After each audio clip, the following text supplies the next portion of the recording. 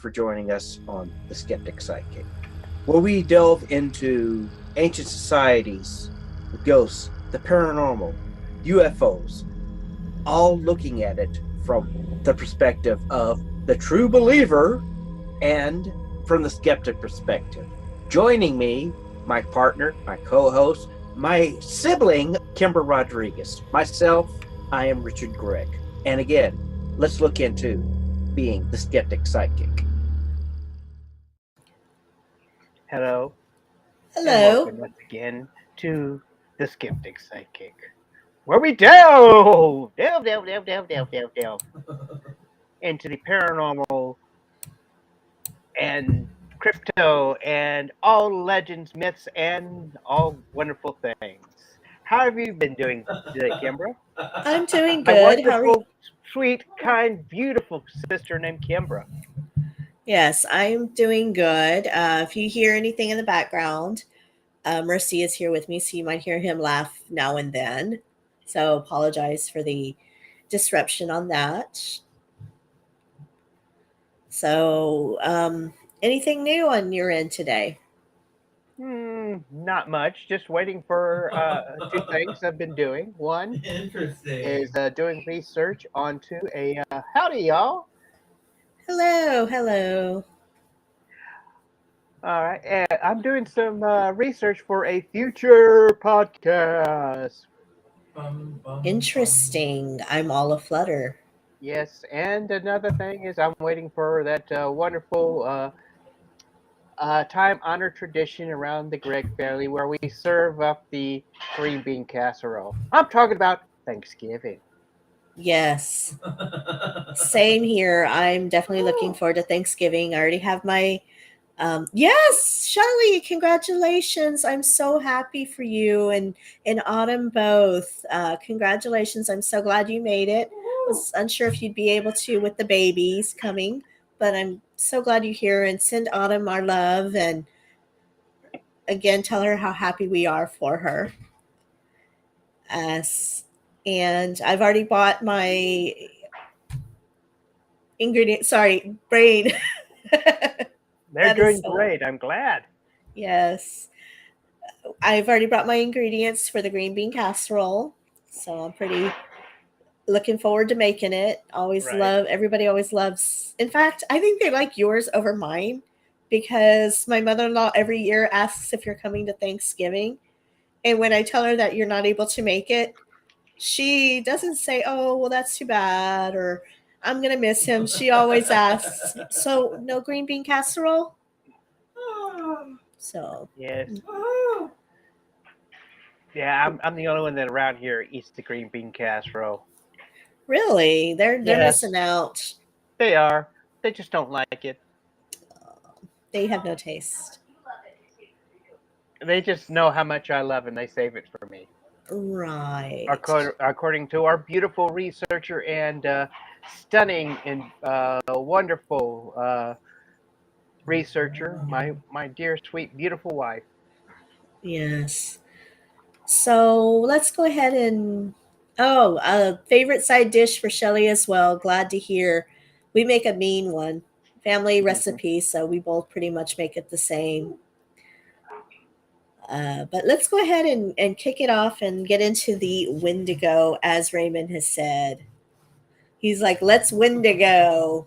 Okay, here we go. Here's goalpost. Interesting. Right on through the goalpost. Ready? Got it. Yeah. Yeah. You said we are Yes. looking for ideas for other shows. Yes, we are. Jackie, of course we are looking for other shows. You're the Yes. one that actually said howdy all this morning. The first person in our chat. Were you not? Yeah, so yes, if anybody has any ideas for shows for the future, you can definitely email us or you can add them to our group. And we forgot to mention how people can find us and rate Yes, I us. did.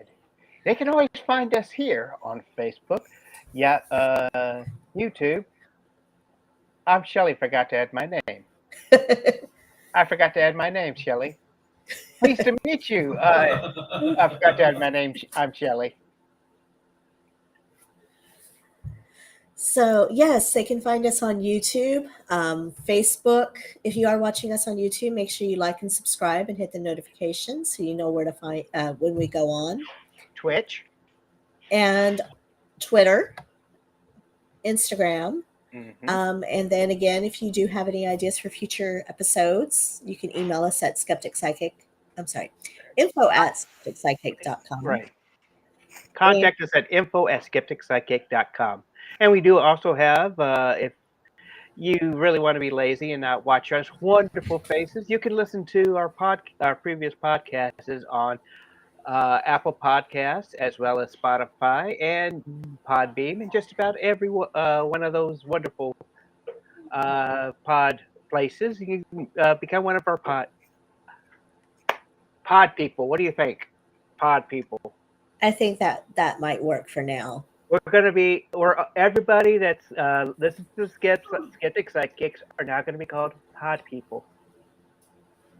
Awesome. So glad, Shelley. You're more than likely to share.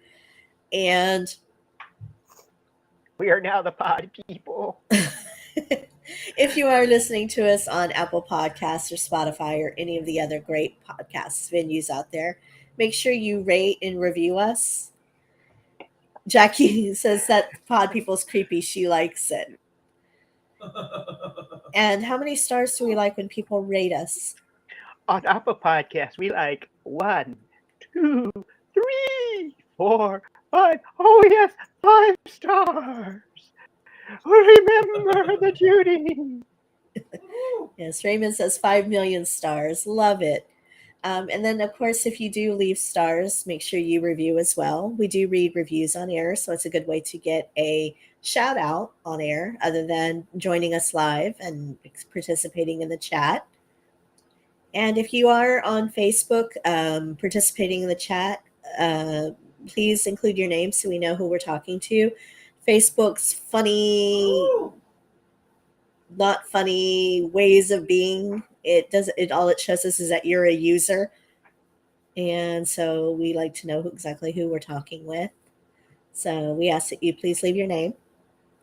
And so let's go ahead and start talking about our topic tonight. Yes. Tales of the Wendigo. They go back as far as no one now living even remembers a time when the Wendigo did not haunt their lives.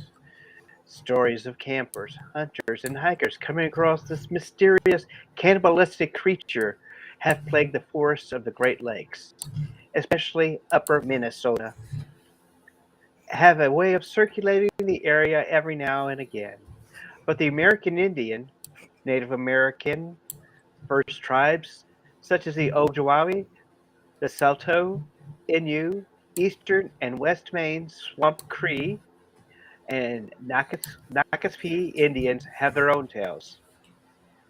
It is from them that the name Wendigo originated, though it has also been called the tribesmen at Witigo, Wiltico, Wintigo, but even then, translating loosely to the same thing, namely evil spirit which devours mankind.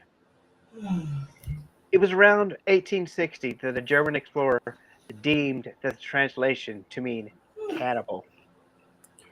Yes, modern day tales may proclaim that the creature is so thin with its insatiable hunger for human flesh that it effectively hides by only being visible when seen head on. So I guess maybe it like slants sideways and it's invisible like paper thin or whatever. I don't Mm-hmm. know. Yeah. But as years go on, the creature's appearance has evolved to where sightings now include deer like quantities, such as long pointed antlers, an elongated snout, or deer skull mask. The thick fur coat that covers an otherwise skeletal figure in modern pop culture, it now reaches up to 15 feet in height.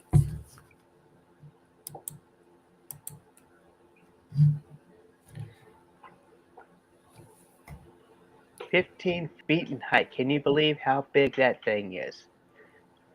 Yes. The Native Americans, however, speak of a creature so terrifying it hardly needs modern embellishment. The local tribes speak of a spirit that once was human, but had transformed by the use of magic. While descriptions can change from tribe to tribe, it's generally believed that the creature, having glowing eyes, yellow fangs that are long, and usually a very long tongue, might be reminiscent of poor old Jean, but longer than that. Hmm. Milky eye sockets seem to indicate as the eyes are either liquefied or missing altogether. Long fingernails and claws that allow them to climb quickly and silently, as their long legs allow them to be inordinately fast. Tall and lanky, they have a sickly yellow complexion and shield hard skin with matted hair. Wendigo. One Ojwabi scholar, Basil Johnston, claims that the lips were tattered and had been chewed on its own hunger and its meals of death and corruption. Regardless, they are all driven by a hunger for human flesh and a thirst for our blood. Now, what does corruption exactly smell like? I don't know. Have you smelled Bill Gates? Donald Trump, maybe? Elon Musk? Hillary Clinton? Bill Okay. Clinton. Okay, I'm sorry. No, No didn't mean- politics. no politics. Okay. The Wendigo, which are remnants of those who resort to cannibalism in order to survive, were considered to be very rare. In the past, many settlers or tribes were cut off during the harsh winter months and scarce game. Such a person may well be inclined to resort to looking on his fellow friends as an alternative to starvation, and thus damning himself to an unholy lust. However, there is also a belief to be a different version of a Wendigo, where man's disruption of the natural ecosystem is attacked as a means of preservation. Nature, therefore, releases the spirit of the Wendigo, which possesses humans with overwhelming instincts for greed, bloodlust, and an unending and ever present hunger. Such creature would stop wreaking havoc on countrysides and rather go after those ravaging it. Over time, those who are possessed would slowly morph into the very creature they feared and had no way of coming back from it. However, tales of the Wendigo are more often cautionary tales against cannibalism. The Akapasan people often speak of their own version, the Wechut. These creatures are not ordinary evil, but instead punished for of the eating of human flesh. The creature grows in proportion to the amount eaten, but is perpetually starving and cannot feed their hunger, no matter how many they kill and devour. The Atapashan culture lives in the Pacific Northwest, not around the Great Lakes or Atlantic coastal regions, so what gives? It turns out that there are a wide range of various tribes throughout the North America who have had their own legends of this horrible creature. Yes, Wendigo are commonly associated with winter and snow, and some tribes claim they have the ability to travel with the wind in search of their next meal. They often lure those who are lost in the woods to their cave, leaving only footprints in the snow. Sounds like a bad song, sorry. Well, I was just thinking to myself, fly like the wind, Wendigo! Now, the question is, how do they lure you in? Well, it turns out the Wendigo, having once been human, is a very clever mimic. With its voice, it can convince you that it is a child lost in the woods, so you are compelled to help it. Or it could be the call of a friendly voice saying, "This food is good and it's way too much for me. And this nice fire is so warm and endearing. Mm. Some tales tell that the Wendigo is known to come up to the victim, taking them by the hand, and then running them off with a long strides, pulling the victim along. At some point, the human cannot keep up, and his footprints would vanish as the Wendigo has lifted his hostage up into the air to devour. Can you just picture that? You're just sitting there and somebody comes and grabs your hand and wants to frolic through the snow, and next thing you know, you're their meal. Yes, I'm flying right down into the road. No! Ah! Well, modern horror stories would have you believe that there was no escape um, from this creature. The indigenous people did not believe the story was without hope. In fact, their tales often offered that hope in desperate moments, with endings often involving those who managed to escape the Wendigo against massive odds. Many tribes even performed a ceremonial dance or offered tribute to help keep the Wendigo at bay from their tribe, mind, body, or spirit. Reason number 35961 to stay inside in the winter. I agree. Yes. Yes.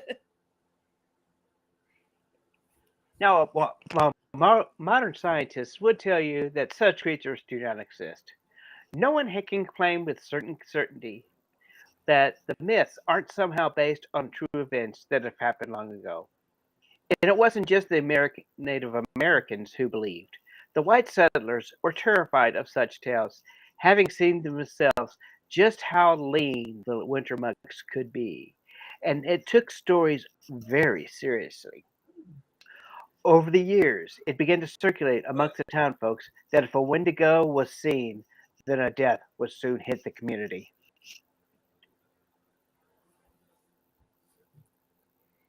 Yeah, so Bob over there who was hungry could, just be like, "Oh, look, there's a Wendigo. Watch out."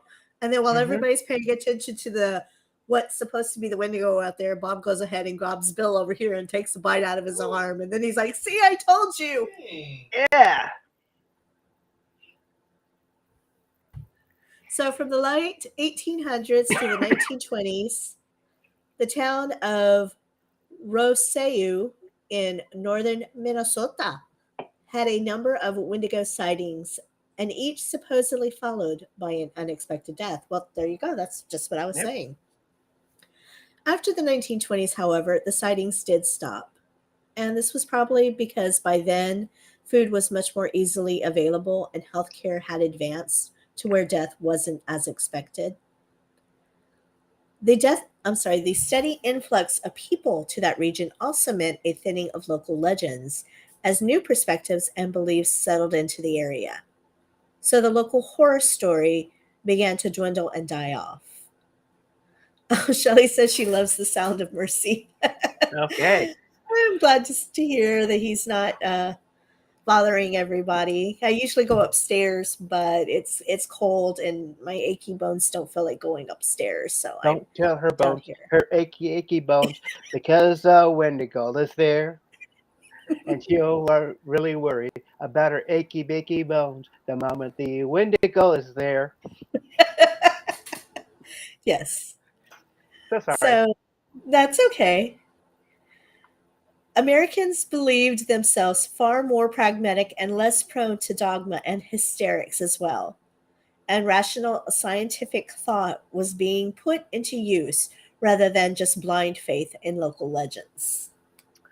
Before that, however, in 1879, a Cree trapper named Swift Runner, who'd wandered alone in the Catholic mission in St. Albert that spring, claiming he was the only member of his family who hadn't starved over the bitterly cold and brutal winter. The local priests, however, didn't believe him, as Swift Runner, who was not malnourished at all. In fact, he boasted a really rather healthy weight. He did, however, have screaming fits and horrible nightmares when he tried to sleep.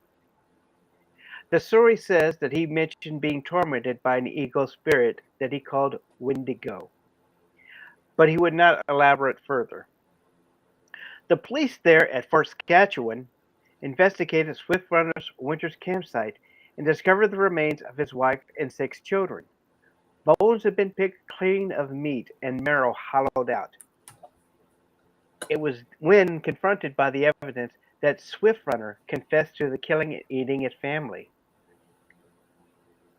Swift Runner's camp was apparently only 25 miles from the fort, and it had been cold. And it had been cold, but not as harsh as the winter at all. In some reports, he supposedly admitted that he killed and ate the last of his sons simply so there would be no witnesses to his crime. Swift Runner would be executed at the local St. Saskatchewan shortly afterwards for the crime of killing his family and surviving on their corpses. He was Alberta, Canada's first government-sanctioned hanging. The 20th century certainly still had its believers, and one famous case was that of a man locally known as Jack Fiddler, whose father had been adopted into the Sucker Indian clan of Sandy Lake. As a member of the Cree Nation, he was considered a chief and shaman in the northwestern Ontario, Canada, but was known at the trading post for how quickly he had learned to play the fiddle, and they began building similar instruments of excellent quality.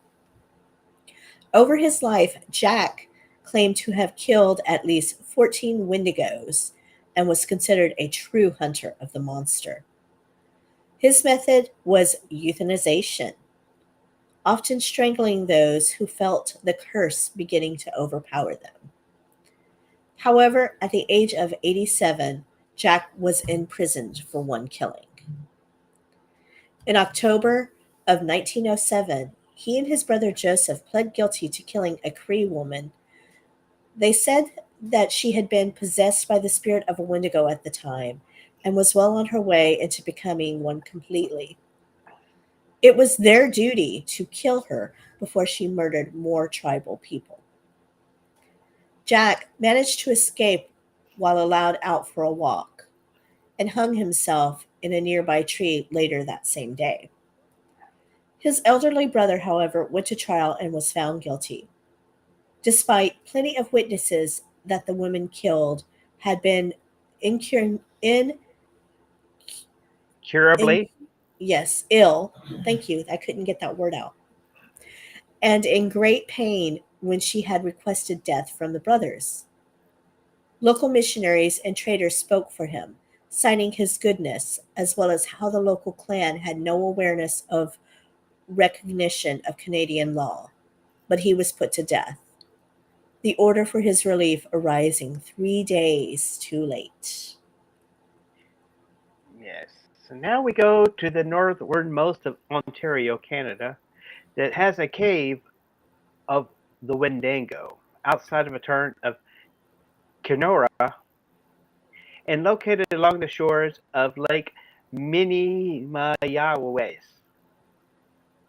Named not only for the creature sightings in the area, but also the site of paintings seemingly fur-covered giant creatures that stand far taller than the images depicted of local game, including moose.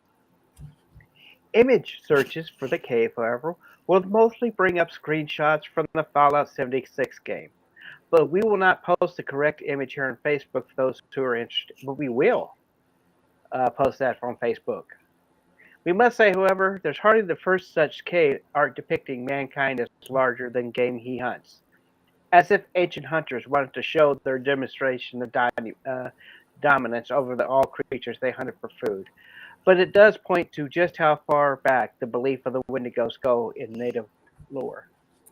I still personally believe that cave paintings are a ancient prehistoric art class showing off their work. I just think it's graffiti. You think it's graffiti? Yeah, that's all it is. It's just some type of graffiti. Oh, I don't think it's graffiti. I I mean, mean, even ancient Egypt has got their graffiti. Although even Romans have actually doodled inside the pyramids. Yes. Many modern day skeptics will tell you that horror writer Algernon Blackwood was responsible for the terror. His novella, The Wendigo, was published in 1910 in a collection of stories called The Last Valley and Other Stories.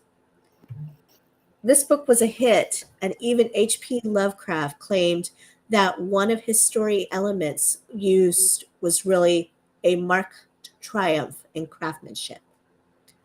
Lovecraft himself modeled aspects of his Cthulhu world building upon the Wendigo legend, but the tales from the region easily predate Blackwood by decades.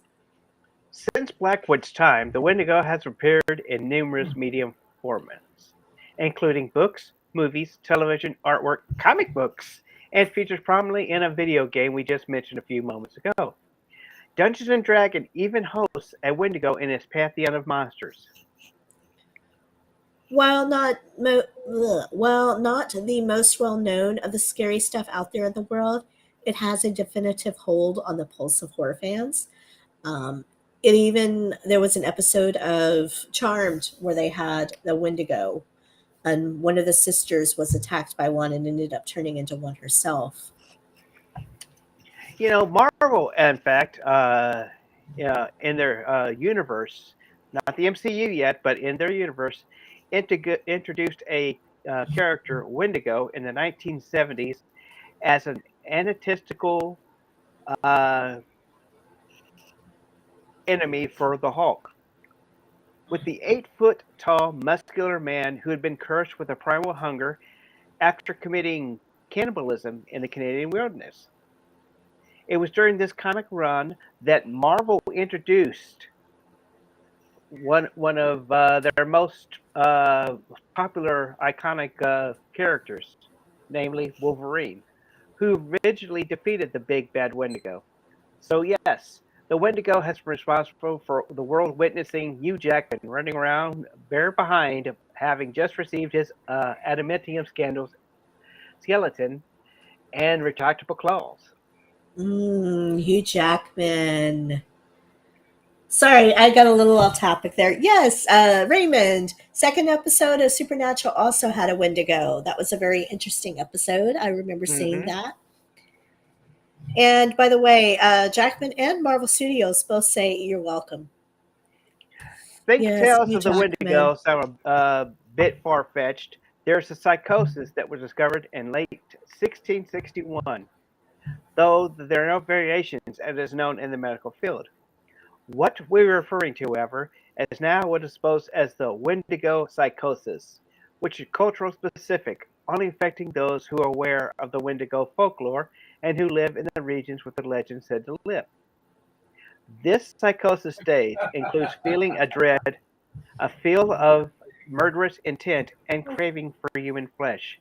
It usually strikes those who are in a sedated state, such as stuck with no way to reach the outside world either by weather or other means.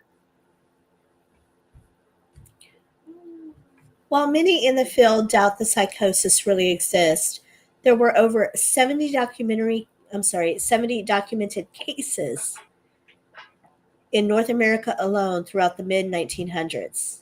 And sightings still continue into this century, especially whenever there is a brutal winter that comes along. So, would you call the Donner Party affected by such madness?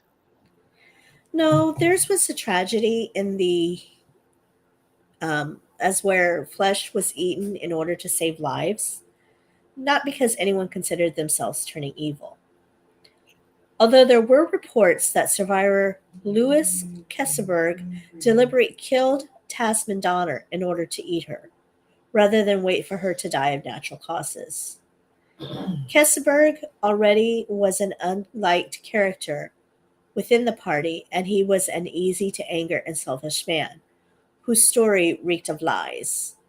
He was, however, exonerated from murder charges due to lack of evidence. Any rumors that Kosenberg would go around bar and while drunk claim that Tussman's liver was the sweetest bits he'd ever eaten? and how human flesh was sweeter than California beef was nothing more than that rumor. Nothing has ever been confirmed other than he was an unlikable man who had no problem taking advantage of the hardships of others. But that doesn't make him an evil spirit wandering the woods. In fact, he instead lived rather a wretched life. But it was within California society, and he died around 50 years later in a poorhouse hospital ward with nothing but lint in his pockets. And in just last episode when we were covering remote viewing, we mentioned the Gurnian rugby team that crashed in the Andes back in 1972 that ended up including cannibalism. That was in order to survive as well, and only bodies of those already deceased were used, and no one ate from a fellow family member. Without it, no one would have survived, and it's unlikely anyone would have even found the plane, as it was off course when it crashed. Survivors considered it as a sacred offering to keep them alive. And amazingly, when they were finally rescued, the survivors themselves weren't vilified for their actions. They certainly expected it. After all, they realized how taboo the subject was. Right. Did you know there's even a lake in Minnesota called Wendigo? It's a strange little anomaly. First, you have to travel to Cass Lake to get there. Then you take a boat to the star-shaped island in the middle of the lake. Walk inland, and there you'll find Lake Wendigo, the lake within the lake. Hey, Ellen, I'm glad you could join us. I hope you enjoy the topic tonight. Ah, And funnily enough, in the 20th century, a researcher named Carol Crawford Ryan spent time in the area, collecting stories from local. Legend. Yes, sorry, my tongue does not want to work tonight. I apologize for that. And these legends went back seemingly hundreds of years. It was said that the Wendigo supposedly lived in the icy inner lake's waters. There were reports of bare footprints and exit holes found in the ice after the lake had frozen over. Stories agreed that the lake was used by cannibal giants as a large kettle for boiling humans, and how a chief once had gone out to the island and never returned. So perhaps he met the Wendigos that habit like Wendigo.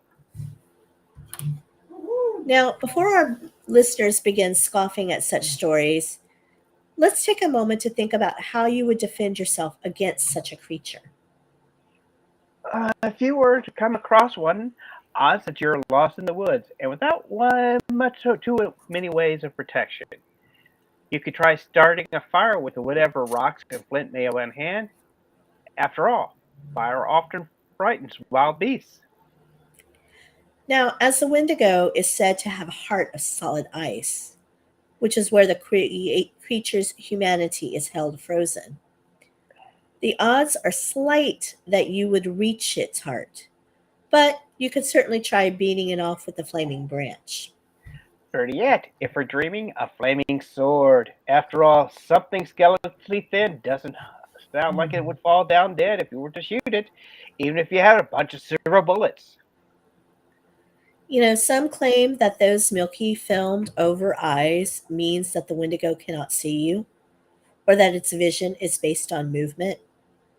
So, good luck trying to hold yourself still in front of such a creature, who hopefully has a cold so it can't smell you standing there, or has keen enough to hear your heart racing from over a mile away. Of course, there are those who do offer some rather far-fetched ideas. How stuff works says if you can somehow dig out the heart with a silver blade or shatter it with a silver bullet, that you need to dig out each and every icy shard and lock them all in silver box. Doable. Maybe. No. So in that sense, it's kind of like a werewolf. It's Right. resistant to silver. Now, you must somehow then find a graveyard to bury the box in to just possibly stop the monster. You also then need to dismember the remaining body with a silver plated axe. Pull out some salt and season that sucker as you burn the body, and then scatter the ashes to the four corners of the earth. Sounds like a lot of work to get rid of something. And just what is the Wendigo supposed to do while you're trying to dig out its heart, shatter it, collect it, and then bury it and send it to the four winds? Well, it's certainly not going to just stand there and allow it to happen. Besides, if you do somehow manage to miss a step, it's just going to reform itself and eat you. And hunt you down. The best to always rely on the buddy system when you're in the woods, preferably with someone slower than you, or perhaps not so liked amongst your friends. It's like Bill and Bob going out in the woods. Bob only comes back. He says that the Wendigo got poor Bill. That way, as you speed off and leave your companion to the beast, no one back home will be upset that so and so just died, so you can run off like a frightened jackrabbit. Poor Bill. It's all it's probably best to utter a few prayers while you're fleeing the scene with your buddy screaming horrifically behind you. After all, that Wendigo just might have a buddy system of his own, and that companion monster undoubtedly will be focused entirely on you. Yeah, when you're lost in the middle of nowhere in the dark, supernatural creatures seem to be hiding behind every tree, rock, and shadow. Who could blame you for wanting to save your own skin, especially since, according to legend, a Wendigo is almost impossible to escape. In the forest, it can move like smoke, unimpeded by whatever terrain you try to lose it in. Reaching shelter certainly won't help being a former human. The Wendigo has no issue with opening of doors or breaking in through windows or just, At 15 feet, he could just open up the roof. yeah. Yeah. In your haste, you may just want to remember that nothing poses more fun to a cat than running after its prey to chase it and pounce on it. And Wendigo are no better. Speaking of Celtic cats, Jesuit priests in the 1600s spent 40 years traveling through the Quebec regions of North America, spreading Catholicisms as they went. During those travels, they put out a series of books called the Jesuit Relations. The books were seen as a timed way to spread the word of their works and to attain financial backers to continue on their mission. One of these books contains a fatal group of men as they were on their way back to the meet. The men had apparently overcome with a mysterious psychosis, which the priest described in horrific detail, saying they became so ravenous for human flesh that they pounced upon women, children, and even men like veritable werewolves, devour them voraciously without being able to appease or glut their appetite. Ever seeking fresh prey as more greedily, they ate more and more and more until finally. According to the priest's writings, locals had to execute the afflicted man as there was no cure for his condition. Thanks to the Jesuit priests trying to get backing, the world now has one of the first recorded counts of this affliction in the wild.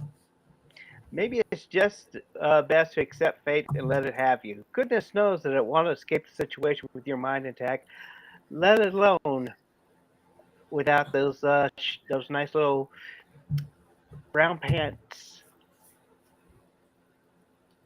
Are they Unsoiled. shiny? Yes, are they shiny pants?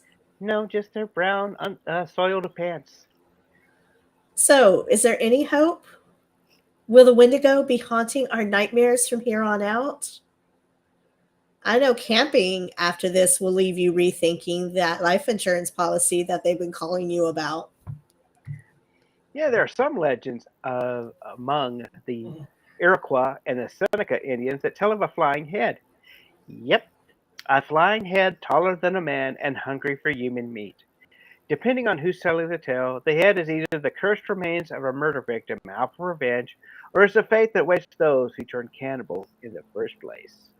Maybe the Wendigo has his own fate worse than death, as his body slowly withers away until only a ghoulish head is left, hungry, searching, flying through the air. So when that eats you, where does it go? You probably just go right out the back, you know. That's what I'm thinking because I mean, there's no stomach to digest. So do you Yeah. just does it just no? Well, that would explain why it's always hungry. Maybe. Raymond says those Canadian Wendigo would have to have a passport to come to the States. Oh well, they don't believe in In borders? they don't believe in borders. It's borders without cannibals. Yes, they do have them in America as well, or the United Northern United States. So Right. Did you say this? Yes, the Seneca Indians had the flying head. yes, and there are plenty of other less scary predators in the woods, such as wolves, coyotes, wild boar. So fingers crossed that if you're you know do end up dying, that something normal finds you first and not this creature.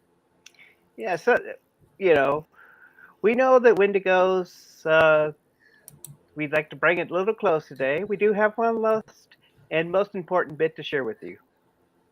While these stories of the Wendigo and other Native American creatures may thrill or amuse you, we, while sharing some of the lightheartedness along the way, want to treat this legend with some respect for it. The Wendigo is not, I repeat, not a cryptid, no matter what other sites may try to tell you. It is not as all some offshoot horror trope of werewolf, vampire, yeti, Sasquatch, Bigfoot, what have you. Oh, dang. Rather, it is a living, breathing part of a long line of oral history and belief. So, we do ask that you do not demean it by tossing it into the crypto zoo of probability. The Wendigo, whether it's truth or just a cautionary tale, just as our Native American brothers deserve better And than that. sisters Yes, ancestors. do deserve better than that, So as we close this off, what would you like to talk about next week, Kim? Next week, we're talking about a being the 27th of November. We will be talking about the 27 Club. Yes, come hear about all the wonderful people that are the members, rumored, are possibly even part of this wonderful organization that we like to call the 27 Club. Such notaries as Jim Morrison, Janis Joplin, Kurt Cobain. And most recently, Amy Winehouse. Yes. Is it real or just a long line of coincidences stretching out among the bold and beautiful performers, as it is supposedly claimed? Yes. So And we do like to if you have any questions, concerns, or other wonderful topics, again, any yes, questions on the fact of the Wendigo or other cryptids or anything, you can always reach out to us on Facebook or at info@skepticpsychic.com. yes. As Shelley pointed out, she has a long list, so I can't wait to hear from her. And in other news, I do want to point out today that we did lose a great person in the entertainment world. Yes, Greg Bear died on the 18th, who was a wonderful science fiction writer.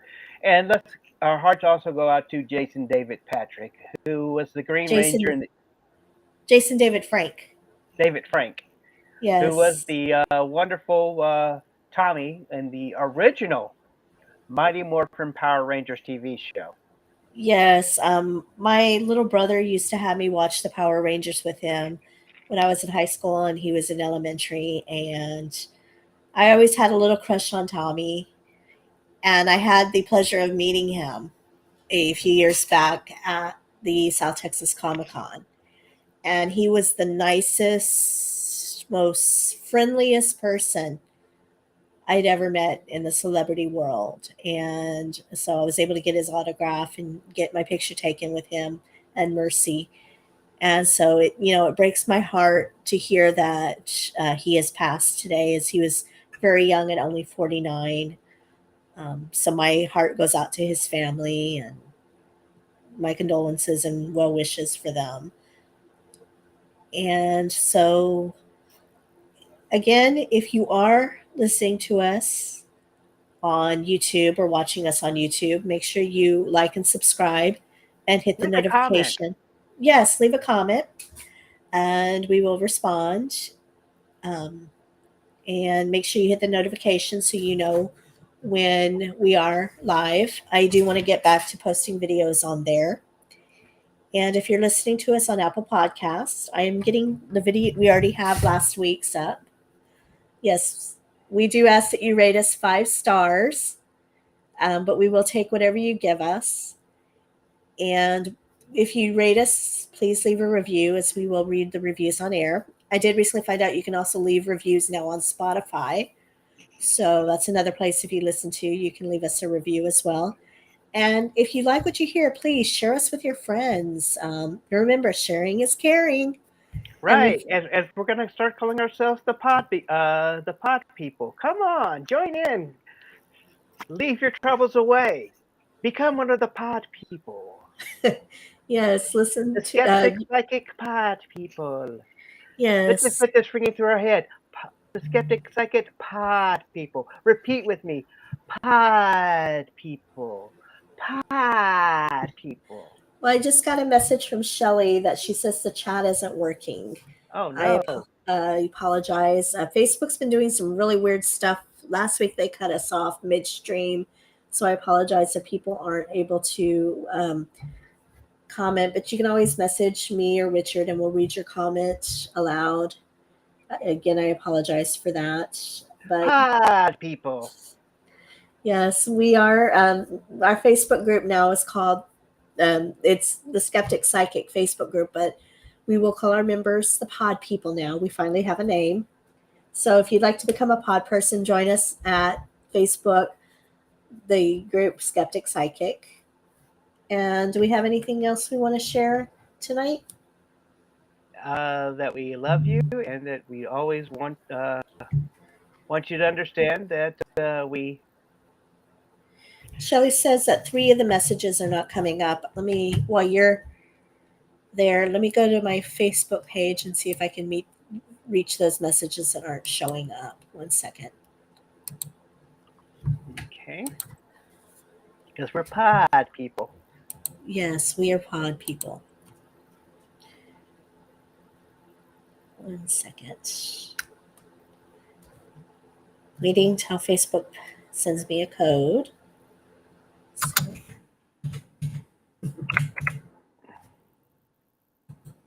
Riff while we're waiting. We got some dead air, bro. Riff. Dead air, as in pod people. We like those pod people. Let's talk about pod people. We are now the pod people. We are the skeptic psychic pod people. Can we say pod people? We always want to hear that word, pod people. Yes, you are brainwashing our poor listeners. Pod people. That's what we are. We're always going to be pod people because 3 is a magic number. Yes. You know, a man and a woman had a little baby. Yes, they did. There were 3 in the family. Talk about 3. It's a magic number. Yes. Oh, 3 is a magic number. Yes. Raymond says, Shelley says that another good one to think about is the Bell Witch. That is a good option. I've been thinking about that as well. Raymond also said that Nikki Icox, who was the original Meg on Supernatural, passed away too. Oh I'm so no. sorry to hear that. And Shelley says that she was good on Supernatural. Oh, I didn't hear about that one. I'll have to look into that. I'm so sorry to Right. hear that. So it looks like that's all we have for you this week. But I'm so grateful for our pod people, as you've said, that have joined us. Again, share with your friends. We go live every Sunday at 8:30 Central, 7:30 Mountain, 6:30 Pacific, and 9:30 Eastern. So we would love to have your friends listen in if you think they'd enjoy us. Did I mention we're pod people now? Yes, I think I heard that a few times. Yes. And enjoy the rest of your night, everyone. Sweet dreams. And unhappy nightmares. I thought it was unpleasant nightmares. It's also unpleasant. Good night, everyone. Take Good care. night. Bye bye. Goodbye.